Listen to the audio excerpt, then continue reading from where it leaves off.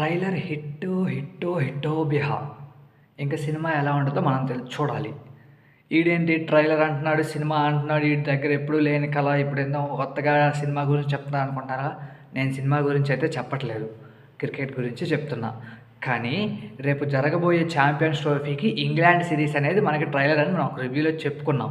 So ఈ ట్రైలర్‌లో India 3 మ్యాచ్‌లు ఆడితే 3కి 3 మ్యాచ్‌లు గెలిచి గొప్ప విజయం సాధించింది. మంచిగా ఆడారు, మంచిగా విజయం సాధించారు. సో అందుకే ట్రైలర్ గొప్ప విజయం సాధించింది. ఇంకా సినిమా ఛాంపియన్స్ ట్రోఫీ అనే సినిమా కోసం మనందరం వెయిట్ చేద్దాం. మూడో మ్యాచ్ ఇవాళ జరిగిన సంగతి తెలిసిందే. నిన్న జరిగిన సంగతి తెలిసిందే. ఆ మ్యాచ్‌లో ఇండియా ఘన విజయం సాధించింది.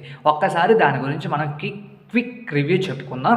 సో ఎవరైతే నా ఛానల్ కొత్తగా చూస్తుంటారో ప్లీజ్ సబ్స్క్రైబ్ చేస్తారని కోరుకుంటున్నా. Welcome to my YouTube channel Ajay స్క్రిక్ boss.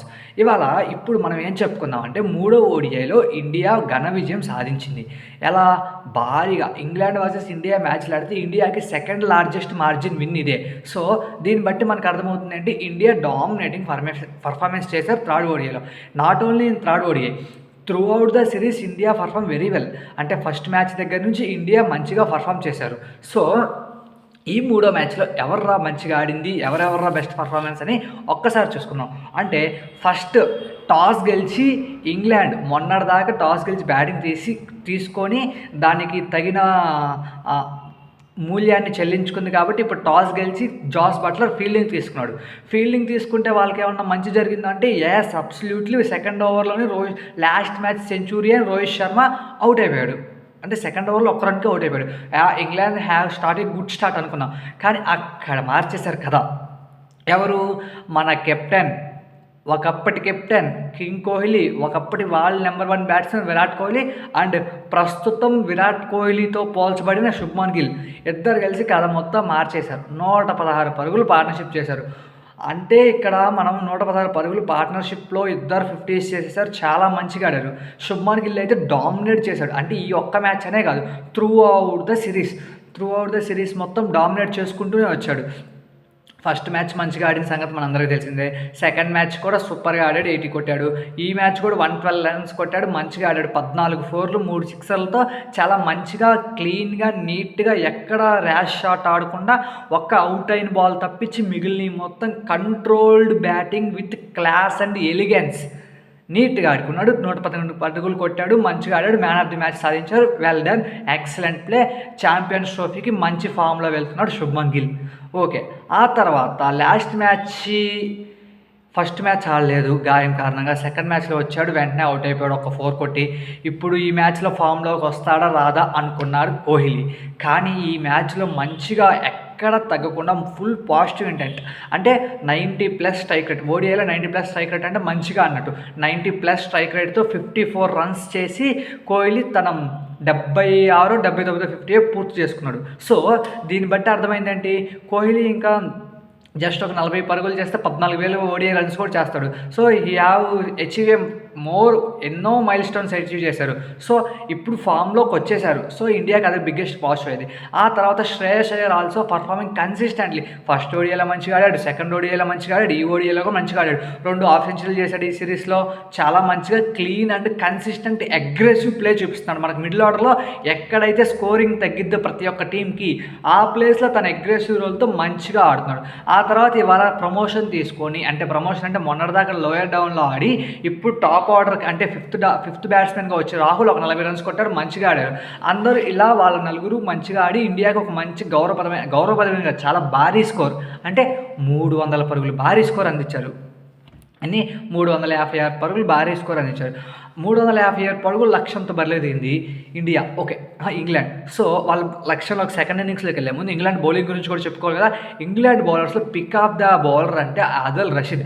Through out the series ODI and T20 ఇంగ్లాండ్కి ఏంట్రా ఇండియాకి వచ్చిన వల్ల వాళ్ళు ప్రూవ్ చేసుకున్నారంటే Adil Rashid performance is excellent. అంటే ఎవరు వికెట్లు తేవట్లా, అందరూ రన్స్ ఇస్తున్నారు వాళ్ళ టీం నుంచి. ఆదిల్ రషీద్ మాత్రం కన్సిస్టెన్సీగా వికెట్లు తీస్తూనే వస్తాడు. He is the one of the positive for the England ఈ సిరీస్లో మనం చెప్పుకోవాలంటే. ఆ తర్వాత మార్కుడ్ 2 వికెట్లు వేసారు, ఇంకా తలా 1 వికెట్ తీసుకున్నారు. ఆ తర్వాత ఇంగ్లాండ్ బ్యాటింగ్ దిగారు. వాళ్ళకి చెప్పుకోదగ్గ పర్ఫార్మెన్స్ లేవు. కానీ ఒక్కటి మాత్రం కన్సిస్టెంట్గా మనం మాట్లాడుకోవాలంటే వాళ్ళ ఓపెనింగ్ స్టాండ్ గురించి మనం ఎన్ని చెప్పుకున్నా తక్కువే. ఫస్ట్ మ్యాచ్ ఒక 70-80 రన్స్ పార్ట్నర్షిప్ మంచిగా చేశారు.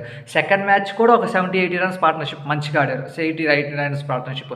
అంటే 3 మ్యాచ్‌ల్లో 50 అబోవ్ రన్స్ పార్ట్నర్షిప్ చేశారు. సో, వాళ్ళకి ఇంకో పాజిటివ్‌గా అని చెప్పుకోవాలంటే ఓడిఐ సిరీస్‌లో ఓపెనర్స్, బ్యాట్స్‌మెన్స్ మంచిగా పర్ఫార్మ్ అంటే బిగ్ స్కోర్స్ చేయట్లా. కానీ ఓపెనింగ్ పార్ట్నర్షిప్ మాత్రం మంచిగా ఇస్తున్నారు. It is the biggest. అంటే రేపు రాబోయే ఛాంపియన్స్ ట్రోఫీలో వాళ్ళు వచ్చిన స్టార్ట్స్‌ని కన్వర్ట్ చేసుకోగలిగితే ఇంగ్లాండ్‌కి బిగ్గెస్ట్ పాజిటివ్ సైన్ అవ్వబోతుంది. ఆ తర్వాత ఇంకా టామ్ బ్యాంటన్ ఫస్ట్ 2 మ్యాచ్‌లు ఆడకుండా ఈ మ్యాచే ఆడుతున్నాడు. మంచిగా ఒక 40 కొట్టాడు, బాగానే ఉంది.